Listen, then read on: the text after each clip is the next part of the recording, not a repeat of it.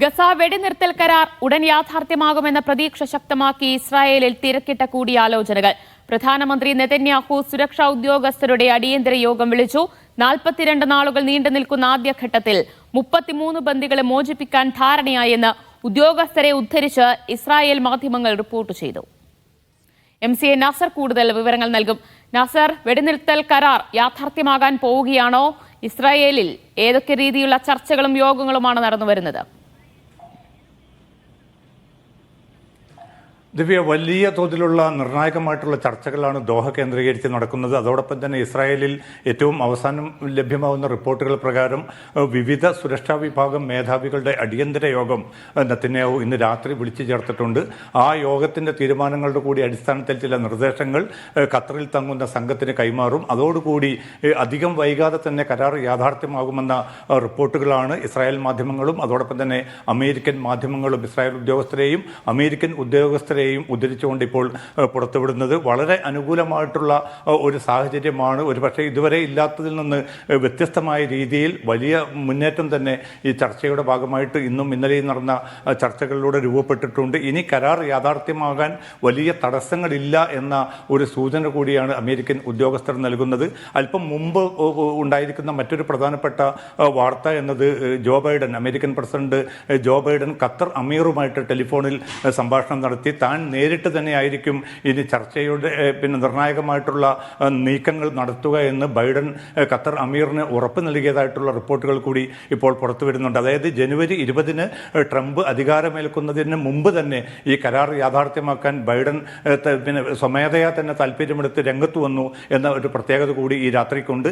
ഏതായാലും നാളെയും മറ്റന്നാളുമായി ഏറെക്കുറെ ഒരു പൂർണ്ണമായിട്ടുള്ള അവസ്ഥയിലേക്ക് കാര്യങ്ങൾ നീങ്ങുമെന്ന റിപ്പോർട്ടുകൾ കൂടിയാണ് പുറത്തു വരുന്നത്. ഇപ്പോൾ ലഭ്യമാവുന്ന റിപ്പോർട്ടുകൾ പ്രകാരം 42 ദിവസങ്ങൾ നീണ്ടു നിൽക്കുന്നതായിരിക്കും വെടിനിർത്തലിൻ്റെ ആദ്യഘട്ടം. ഈ ഒരു സമയത്ത് പരമാവധി ഗസയുടെ മേഖലകളിൽ നിന്ന് സൈനിക പിന്മാറ്റത്തിന് സന്നദ്ധത ഇസ്രായേൽ അറിയിച്ചതായിട്ടുള്ള റിപ്പോർട്ടുകൾ പുറത്തു വരുന്നു.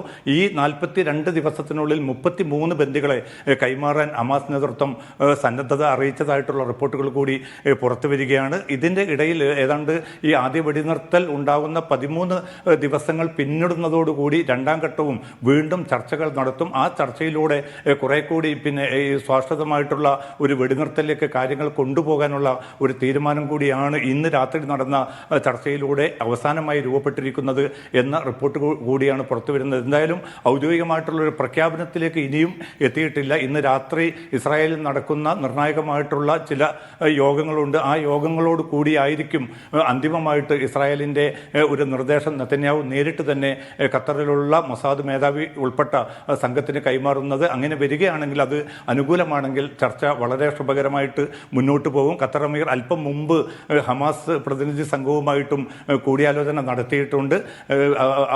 അതും ഏറെക്കുറെ വലിയ പ്രതീക്ഷ പകരുന്ന ഒരു റിപ്പോർട്ട് കൂടിയാണ്. എന്തായാലും ലോകം ഒന്നടങ്കം തന്നെ ഈ 1.25 വർഷത്തോളമായി തുടരുന്ന ഈ കൂട്ടക്കുരുതിക്ക് ഏത് ഘട്ടത്തിലായിരിക്കും അന്തിമം ഉണ്ടാവുക, അന്ത്യം കുറിക്കാൻ സാധിക്കുക, ആ അർത്ഥത്തിലേക്ക് കരാർ വികസിക്കുമോ, ആ കരാർ യാഥാർത്ഥ്യമാകുമോ എന്ന ആശങ്കയ്ക്ക് ഒരുപക്ഷെ അടുത്ത മണിക്കൂറുകളിൽ തന്നെ കൃത്യമായിട്ടുള്ളൊരു ഉത്തരം ലഭിക്കുമെന്നൊരു പ്രതീക്ഷയാണ് ഈ ലോകത്തിന് എല്ലാ രാജ്യങ്ങൾക്കും ഇപ്പോൾ പ്രകടിപ്പിക്കാൻ സാധിക്കുന്നത്.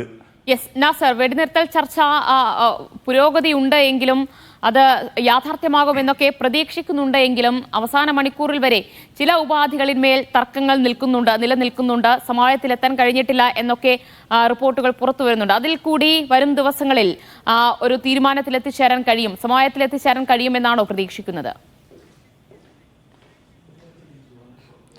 ദിവ്യ, പ്രധാനമായിട്ടും 2 തലങ്ങളിലാണ് അല്ലെങ്കിൽ 2 ഘടകങ്ങളിൽ ഊന്നിക്കൊണ്ടായിരുന്നു ഈ വിയോജിപ്പ് അല്ലെങ്കിൽ പ്രതിസന്ധി രൂപപ്പെട്ടത്. ഒന്ന്, ആക്രമണം പൂർണ്ണമായിട്ട് അവസാനിപ്പിക്കുന്നത് സംബന്ധിച്ച് ഇസ്രായേൽ അന്തിമമായിട്ടുള്ളൊരു തീരുമാനം മൊസാദ് മേധാവി ഉൾപ്പെട്ട സംഘത്തിന് ഇനിയും കൈമാറിയിട്ടില്ല എന്ന റിപ്പോർട്ടുകൾ ഉണ്ടായിരുന്നു.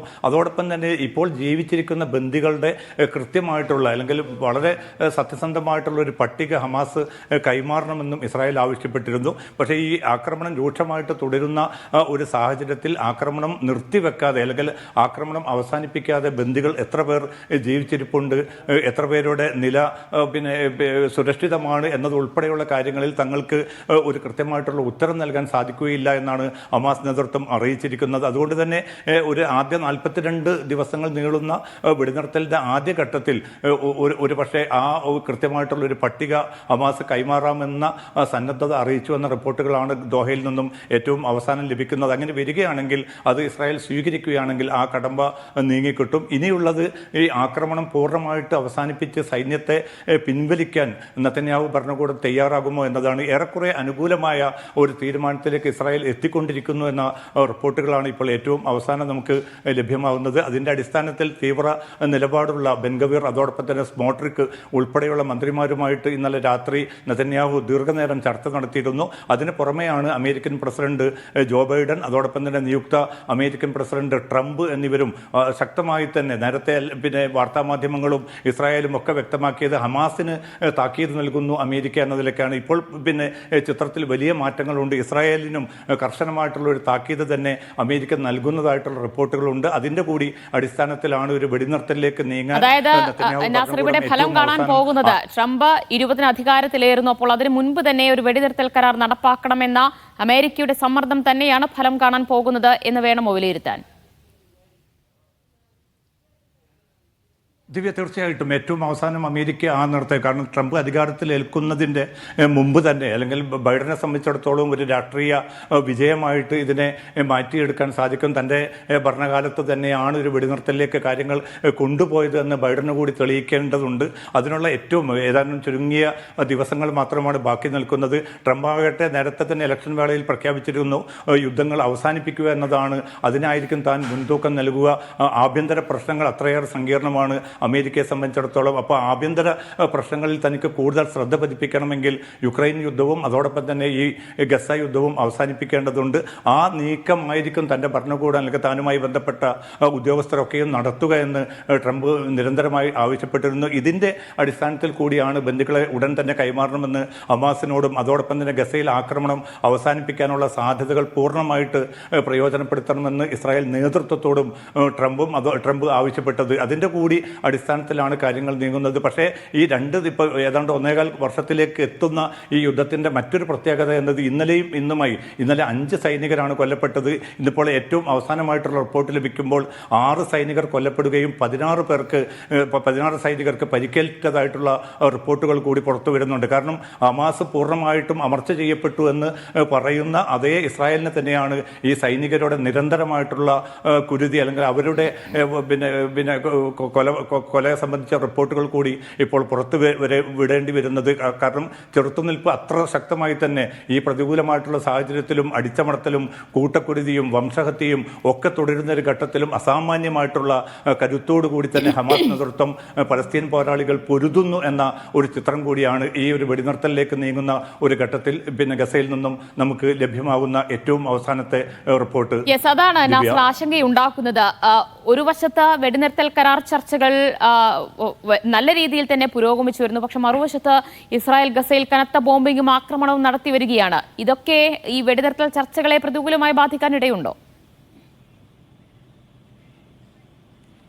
ദിവ്യ, തീർച്ചയായിട്ടും കാരണം നേരത്തെ പാരീസിലും ദോഹയിലും അതോടൊപ്പം തന്നെ കെയ്റോയിലും ഒക്കെ നടന്ന ചർച്ചകളുടെ അവസ്ഥ നമുക്ക് അറിയാൻ സാധിക്കും. വലിയ പ്രതീക്ഷകൾ മുന്നോട്ട് വെച്ചിരുന്നു. കരാറുകൾ ഏതാണ്ട് അന്തിമഘട്ടത്തിൽ എത്തിയ ഒരു സമയത്തുകൂടി നെതന്യാഹു ഭരണകൂടം അതിനെതിരായിട്ടുള്ള നീക്കങ്ങൾ നടത്തുകയും അത്തരം സാധ്യതകളെ അട്ടിമറിക്കുന്ന ഒരു ചിത്രം നമുക്ക് മുമ്പിലുണ്ട്. അതുകൊണ്ട് തന്നെ ഈ ഒരു ഘട്ടത്തിൽ പോലും ഈ കരാറിൽ ഇരുപക്ഷവും ഒപ്പുവെക്കുന്ന കാരണം ഹമാസ് നേതൃത്വം സജീവമായി തന്നെ ചർച്ചകളിൽ ഭാഗമാക്കാവുന്നുണ്ട്. അതോടൊപ്പം തന്നെ അമേരിക്കൻ പ്രസിഡന്റിന്റെ പശ്ചിമേഷ്യൻ പ്രതിനിധിയും ഈ ചർച്ചകളിൽ ദോഹയിൽ തന്നെ നിലയുറപ്പിച്ചുകൊണ്ട് ഈ ചർച്ചകൾക്ക് മേൽനോട്ടം വഹിക്കുന്നുണ്ട്.